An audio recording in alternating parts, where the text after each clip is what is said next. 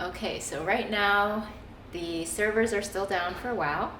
I decided that I'm going to play a little hide and seek with Riley for her Greenies Chew, which is usually a treat I give to her for dental stuff. Good for dogs, apparently. So let's see how long it takes her. Wait. Puppers. Wait. Good. Brick. Good. Go find it. Go. Where is it?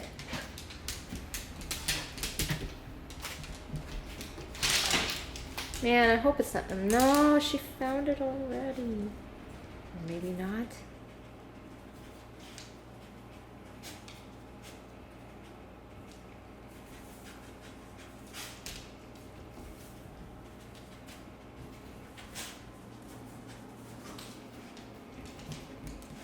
It's behind the box. I don't know how she's missing it. Oh, there we go. Good girl. Where are you going? Oh, chewing it on my mat. I don't know if I like that. But hopefully it's very quick. That was lame.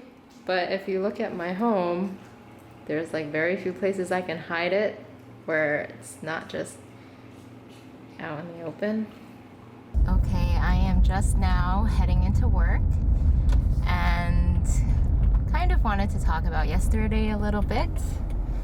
Pre-patch day was definitely a disaster. I feel like servers took way too long to come up, and when they did come up, they were really unstable. I got kicked out, I'd say 5 to 6 times throughout the course of the night. In the very beginning, I was still updating add-ons and trying to see which ones were broken, and in between all of that, I did get kicked out a few times. And then later on, which was way more annoying, I was waiting on purpose to do dungeons. That way you wouldn't just get kicked out. But towards the end of the night, when I thought that everything was stable, I did my Dark Heart Thicket 19, and right after killing the last trash pack, I got kicked out. And at first, I thought that it was maybe just me. So I checked to see if the other people in my party were still in the instance, but they were also offline. So that was really, really, really annoying. That was really, really frustrating because, you know, you spend all that time completing a dungeon, and I wanted to, you know, increase my key, because finding a group, I think for me specifically right now, is probably a little more annoying because I definitely get declined because of my item level. So making a group usually is maybe less of a hassle, because people beforehand, if they are tryhards, they could definitely look up my eye level and my Mythic Plus experience, since I'm the leader, and people usually tend to do that. Alright, so right now I am rushing to get back to work because out of the blue this morning, my coworker told me about Verizon's buy one get one deal for their Android phones, and his phone died last week. So, oh no, actually his phone died like a couple days ago. So he needed to get another one, and he was originally going to get a Sony phone, but decided to go with this buy one get one deal if I would do it with him.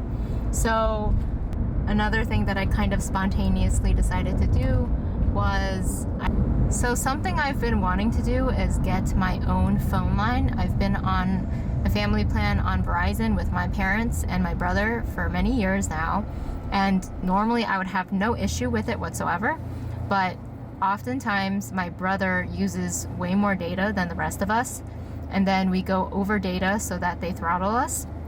And I'm just kind of really tired of dealing with that, because it bothers me that he doesn't, I guess, consider everybody else on the plan and just uses so much that the 4G is unusable for the few days before our cycle restarts.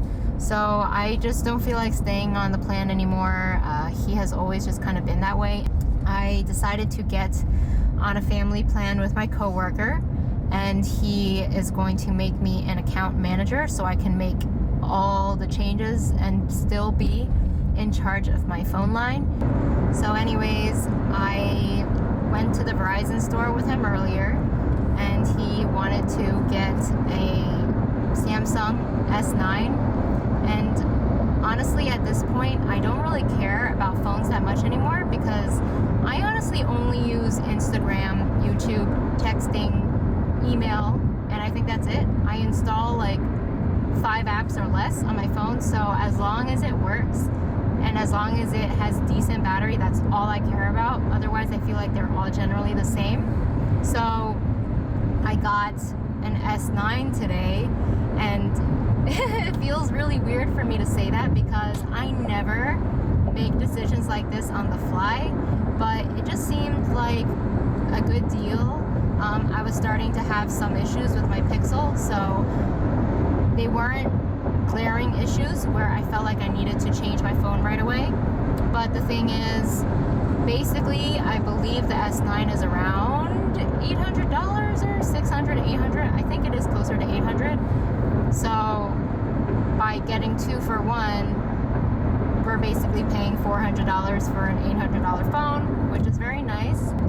So overall, with my story, I went to the Verizon store with him earlier, and it took quite a while, maybe an hour and a half, hopefully not that long, but with driving time, it was about an hour and a half by the time I dropped him off at the office, and I needed to come back home because while I drank a decent amount of water this morning, to the point where I knew she would have an accident if I let her go 8 hours, so I wasn't going to do that.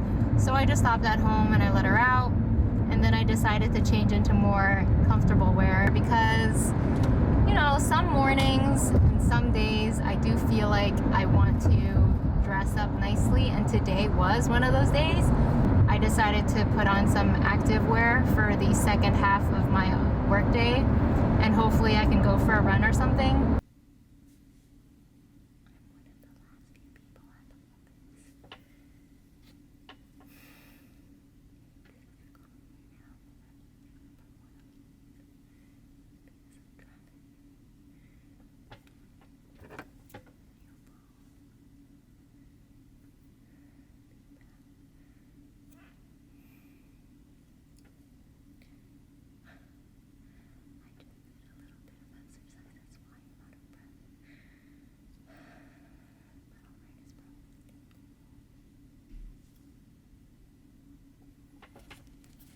Alrighty, so I decided to go side.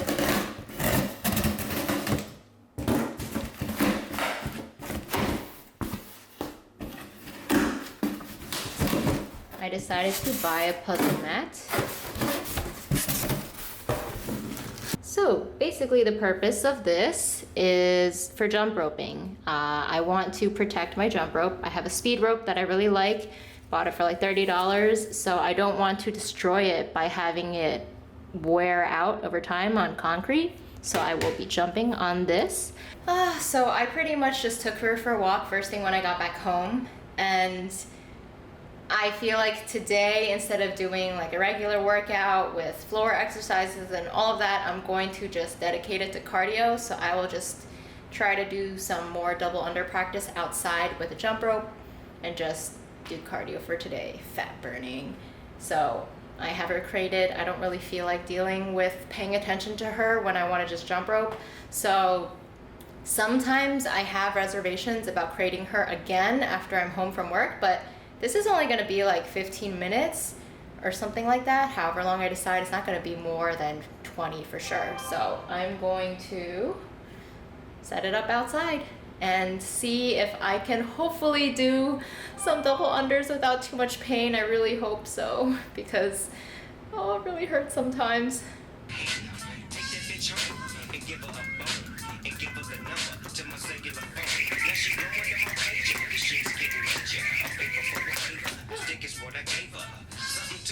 Okay, so my mat idea failed miserably because the rope would kind of like hit the mat and bounce a little bit, which caused a lot of problems. It would cause me to trip up. So unfortunately, I just decided to do it on the concrete. It sucks. I really wish I had some sort of like gym smooth flooring easily available to me. So even at work, I won't be able to do this, but I am happy to say that I got some good ones down, and some of them I was really surprised about because I thought that it would take longer for me to get like more than 5 reps, and I wasn't really keeping count for what my highest one was done earlier, but I did feel like after a certain point when I started getting exhausted, I was tripping up like after 3, which felt frustrating because earlier I was doing pretty well. So I tripped up several times, and then I decided that I would get one good one down and then finish because I'm freaking tired. So that was pretty fun. I do find jump roping pretty fun, and luckily this time, well, actually, I guess I do have some here, but the surprising thing is, oh, what the hell, here too. That's interesting because I think I probably did hit my arms, but it wasn't as painful as the first few times. Those really hurt. Or my pain tolerance went up after the first few times of hitting my arms. I always trip up and the rope hits my arms over here, and maybe by now that pain isn't that big a deal to me anymore, that I don't notice it as much. I'm not sure, but okay.